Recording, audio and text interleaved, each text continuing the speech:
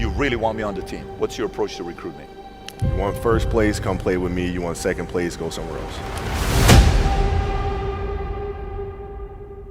Like I would watch Magic play. I'd watch Michael play.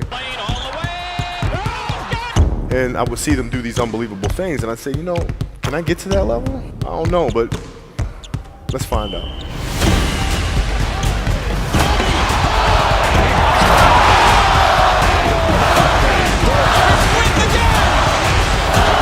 That's why he's the best player in the game. Everything was done to try to learn how to become a better basketball player. Everything. And so when you have that point of view, then literally the world becomes your library to help you to become better at your craft. So because you know what you want, the world's giving you exactly the information you need to become better at it. Because you know what you're looking for. So many guys tell stories about your work ethic. Yeah. What was really your work ethic like, and for how long did you stay disciplined? Well, I mean, every day. I mean, since 20 years. I mean, it was an everyday process, and trying to figure out strengths and weaknesses. For example, jumping ability. Man, my vertical was a 40, it wasn't a 46 or a 45. My hands are big, but they're not massive. Right? So you got to figure out ways to strengthen them so your hands are strong enough to be able to palm a ball and do the things that you need to do. Quickness, I was quick, but not insanely quick. I was fast, but not ridiculously fast. Right? So I had to rely on skill a lot more. I had to rely on angles a lot more. I had to study the game a lot more. And but I enjoyed it though. So like from the time I can remember when I started watching the game, I studied the game, and it just never changed. It's a good separation for me, emotionally, to be able to put myself in a place where at practice or when I'm training or during games, I switch my mind to something else. I switch my mode into something else, right? For me, it's the equivalent of Maximus, Decimus, Meridius, and Gladiator picking up the dirt, smelling the dirt. It's go time, right? So that was my mental switch. It was like an actor getting ready for a film. You got to put yourself in that cage. When you're in that cage, you are that character. And then when you leave there, it's something completely different. But when I'm in that cage, bro, don't touch me, don't talk to me. Just leave me alone. How did you get mentally and emotionally so strong where it doesn't bother you? Well, you got to look at the reality of the situation. Like for me, it's not, you kind of got to get over yourself. Like, it's not about you, man. Like, okay, you feel embarrassed. You're not that important. Like, get over yourself. That's where you go. Get over yourself, right? Like you're worried about how people may perceive you, and like you're walking around and it's embarrassing because you shot 5 air balls. Get over yourself. Right? And then after that, it's okay, well, why did those air balls happen? Got it. High school, year before, we played 35 games, max, right? Week in between, spaced out, plenty of time to rest. In the NBA, it's back to back to back to back to back to back to back. I didn't have the legs. So you look at the shot, every shot was online, but every shot was short. Right? I got to get stronger. I got to train differently. The weight training program that I'm doing, I got to tailor it for an 82-game season so that when the playoffs come around, my legs are stronger and that ball gets there. So I look at it with rationale and say, okay, well, the reason why I shot air balls is because my legs aren't there. I go, well, next year they'll be there. That was it. Done. Were there some names that you looked at and says, these 3 guys are as crazy as I am?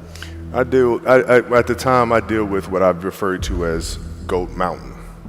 I went to Goat Mountain, and I talked to Magic, Michael, Bird, Hakeem Olajuwon, Jerry West, Oscar Robinson, Bill Russell. So I would talk to them. What did you do? What were your experiences? Michael in particular, he's become my big brother. He's been my big brother since I first came in the league. And what was that process like? So I went to them and started understanding the ins and outs of the game, and how they approach things and their level of detail and obsessiveness, and that's what I did. The players that had that passion but weren't willing to commit their entire lives to doing that, right? It's a choice, right? You have other things. You have family. You have all these other things that you have to do. The game can't really be your number one priority. And so I was looking at that like, man, this is going to be fun. If I'm buddies with you from high school, if I'm a cousin of yours, what happened to our relationship? How did that gravitate when you went into the league and you're determined to become the greatest, or you're determined to become one of the greatest? What happens to our relationship? Well, it suffers. It does suffer. Oh, yeah. Okay. Yeah. And you understood that. You were okay yeah. with that. Well, yeah. And the people that love you, like friends and family, like they know that about you. Got it. So they let you be you. And when you reconvene, you pick back up where you left off. Mm-hmm. But make no mistake about it, everything in between is lost, right? So those long-term relationships, the commitment of time of,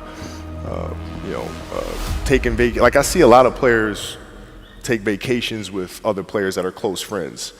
And they'll just take vacations just to take vacations, or just hang out just to hang out. Like I never did that. But it was a Why choice. not though? Why didn't you do that? Well, because when I retire, I didn't want to have to say, I wish I would have done more. I don't want that. I don't want that. You got a lot of people paying their hard-earned money to come watch you perform. Perform.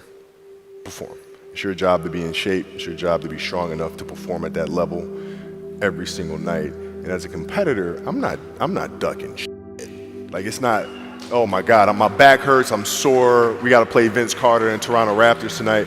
We actually had this happen. We had a game against Toronto in 2000, and Vince was tearing the league up. My back was jacked. But like the perception of that, like what? Kobe's missing the game against Toronto and Vince Carter because my back was really spasming. But people will be like, what? Oh, he's ducking Vince. Excuse me? No, I don't think so. So I would be in the layup line like, okay, there's a lot of days where you can rest and recover. Today ain't one of them. Your back can bother you any other day. That shit ain't bothering me today. Wow. He gonna have to see me today. Yeah. Oh man. Yeah. If you're looking at a big investments you got to make, what is the decision-making process there? Do you call? Is there first you do your own research? You take this much time. You call an advisor. Is there a system you follow? It's pretty simple for me. It's do you understand the business? Is it a business that you can help in some form or fashion? What are the barriers of entry to that business? And then the entrepreneurs themselves, the company itself, right? Do they have a culture that you believe is sustainable? Are these leaders people that you believe in? Are they people that are obsessives? And in turn, have they created a culture of obsessiveness? So I tend to look at those 4 factors, and that's it. That's big right there, by the way. I don't know if you guys caught that right there. That's pretty massive right there. Same determination. What's your current work schedule look like today? It's different because I personally am not writing every word of the novels. I am not animating the films. What I have to do now is make sure that the people that we bring in, these obsessives that we bring in, are challenging themselves to do the best job that they think they can do. That's what I'm there for, is for them to constantly look in the mirror and self-assess and challenge themselves. If we have a project and you're saying, okay, I can do that, that's not the project we want. The projects that say, I don't know if I can animate that.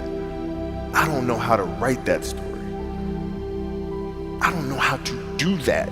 Those are the things we want, because through that curiosity, you'll reach a level that you didn't think was possible.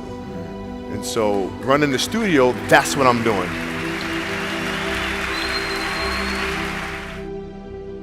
You're playing against the Golden State Warriors. Score is 107-109. You guys are close to getting into the playoffs. You know exactly what happens in the game. You go up, you're about to take your shot, and then all of a sudden, boom, Achilles happens, right? He went and hit the free throws, and then you walked off the stage. Yeah. And you got the surgery done. I went in the trainer's room, my kids are in there, and they're looking at you and stuff, and I'm looking at them, and I'm like, it's all right, Dad's gonna be all right. It'll be fine. It'll be all right. It'll be all right. It'll be all right. As a parent, you gotta set the example. You gotta set the example. This is another obstacle. This obstacle cannot define me. It's not gonna cripple me. It's not gonna be responsible for me stepping away for the game that I love. I'm gonna step away on my own terms. And that's when the decision was made that, you know what, I'm doing it. I'm doing it. You're a freaking beast, bro. Yeah,